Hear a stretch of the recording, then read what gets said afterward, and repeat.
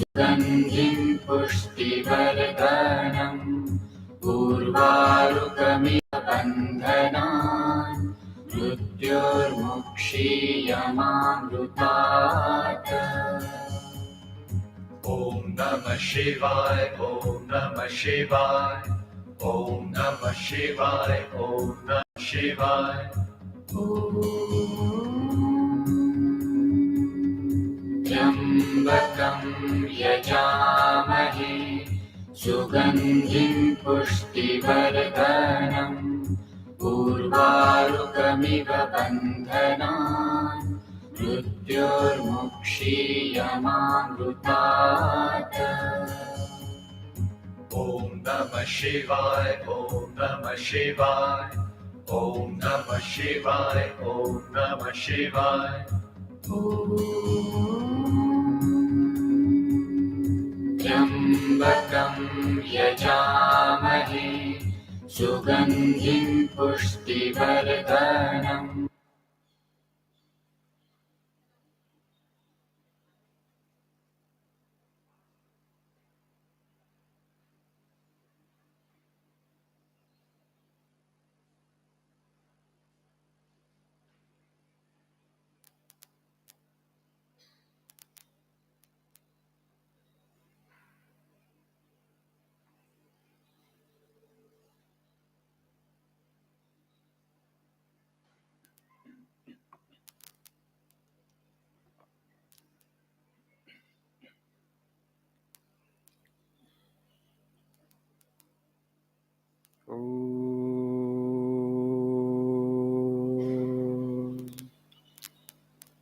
Sahanavavatu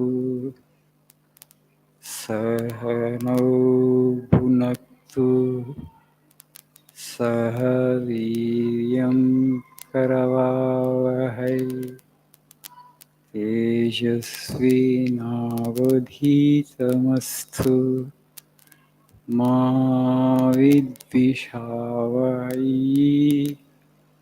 Om Shanti Shanti Shanti. Om Asato Ma Sadgamaya Tamaso Ma Jyotirgamaya Mrityo Mrutangamaya. Om Shanti Shanti Shanti.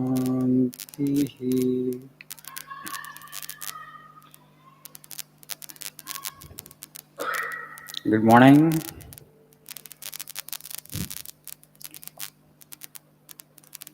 I told people to make you stand in 2 rows.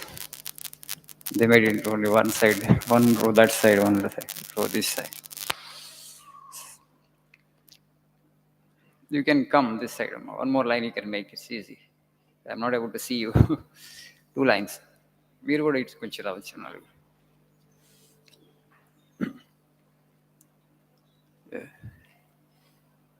So I don't have to rotate my head 180 degrees. So please see page number 82 if you have a prayer book in your hands.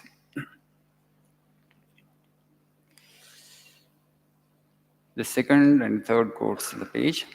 The majority of us cannot see beyond a few years, just as some animals cannot see beyond a few steps.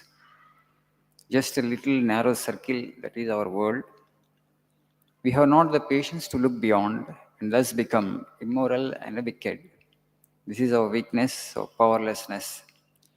First of all comes the gift of food, next is the gift of learning, and the highest of all is the gift of knowledge.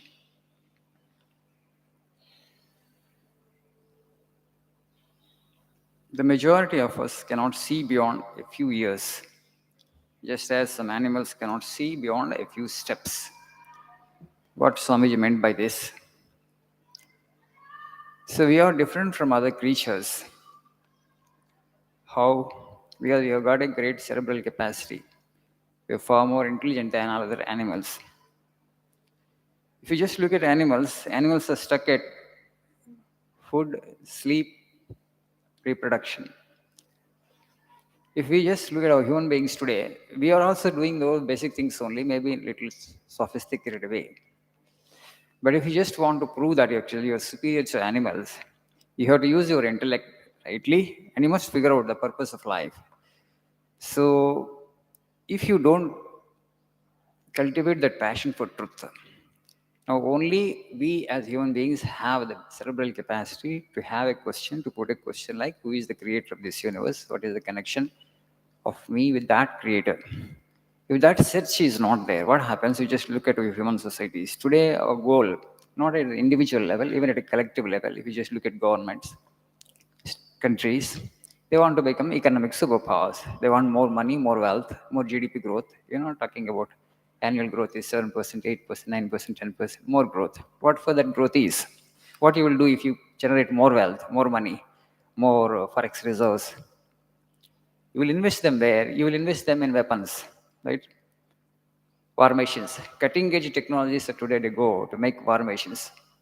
What you will do after making war machines? You can't just make them and, you know, keep them as just uh, objects in the showcase, right? You piled up war machines, then you look for some opportunity to use them naturally. So some neighbor will poke you a little, okay? Or otherwise, your people are there on the side, on that side, they may be speaking your language. And you think actually you have the right to annex, okay? Because they speak my language and they want to join my country. On some pretext, actually, you initiate, oh, wow. So if the countries make more money, they invest that money to make weapons. And once you make weapons, you will have the teaching to go for war, to go for fighting. And then the whole civilizations will collapse, human civilizations. That's why Swamiji is saying the passion for truth. That society which lacks in the individuals, we have that passion for truth, is all the more poor. Today, the world is so poor in this respect. We just look at all great people, including the latest Mahatma Gandhi. What was their goal in life? Freedom. So are we not free already? Politically, you may be free. Economically, you may be free. Socially, you may be free. But we are yet to aspire for true freedom.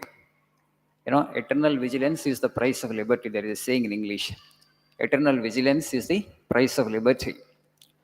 To make you understand, Srimad Bhagavatam, the conversation between Prahlada and Hiranyakashipu. And Hiranyakashipu, he acquired all, three worlds. That means he was the richest man in the world. So everybody was at his beck and call. So his father was really proud. Then his son, in the dialogue between father and son, the son was actually, not caring the father. He said, your success is no success at all. You may have conquered all three worlds, but you have not conquered yourself. You are a slave of all the six enemies. Arishad Vargas, Kama, Krodha, Lobha, Moha, Mada, Masriya.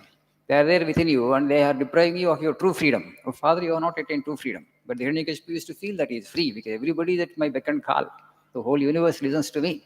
And Indra is afraid of me, Yama is afraid of me, all the deities are afraid of me, but you are not afraid of me and you don't recognize my success. He said, that is no success, he says. When you conquer your mind and you become truly free, then I recognize you have become successful, not before, Father. Because you don't have the real peace, you don't have the real fulfillment. You're not longing for true freedom. The son says, the conversation, what happened ultimately says, లోకములన్నీ గడియలోన జయించిన వాడవు ఇంద్రియానీకము చిత్తము గెలువనేరవు నిన్ను నిబద్దు చేయు భీకర శత్రుల ఆరువుల ప్రభిన్నులు చేసిన ప్రాణికోటిలో నీకు విరోధి లేడొకడు నోర్పున చూడుము దానవేశ్వర says లోకములన్నీ గడియలోన జయించినవాడు in 1 second in twice actually you have conquered all the three worlds. ఇంద్రియానీకము చిత్తము గెలువనేరవు, but you have not conquered the senses, you have not conquered the mind. నిన్ను నిబద్దు చేయు భీకర శత్రుల అరువుల ప్రభిన్నుల చేసిన. If you control all these six enemies, Rishad Varga, Kama, Krodha, Lobha, Moha, Mada, Matsarya, Pranikotilo, నీకు విరోధి లేడొకడు. Nobody will be your enemy, O Father. Now you say that Vishnu is my enemy, I have to kill him, I have to kill him. But nobody is your enemy if you conquer your own mind. You will be able to befriend the whole creation. So that is the real conquest, that is real freedom.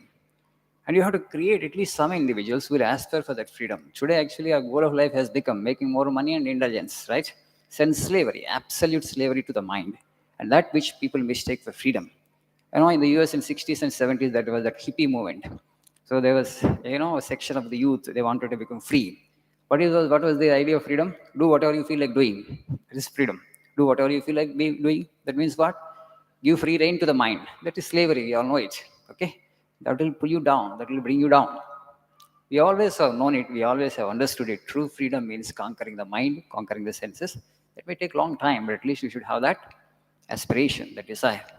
Any society that has a good number of people who aspire for this true freedom is a rich society. And societies, if they become poor of these individuals, naturally, if you just go for wealth, wars will come and civilizations will collapse. It's happening on one side of the world. That's why Vivekananda would say again and again, up and conquer the world with your spirituality. You have to spiritualize the entire mankind. So you hold on to your spiritual ideals and give these ideals to the rest of the world that are important not for you alone, that are important for the entire world. Human civilization has yet to aspire, for that true freedom. Create the individuals, more number of individuals should aspire for that true freedom. That freedom comes only when you conquer the mind. That is the goal of yoga, in fact. You get that? Hmm? Thank you. Have a nice day.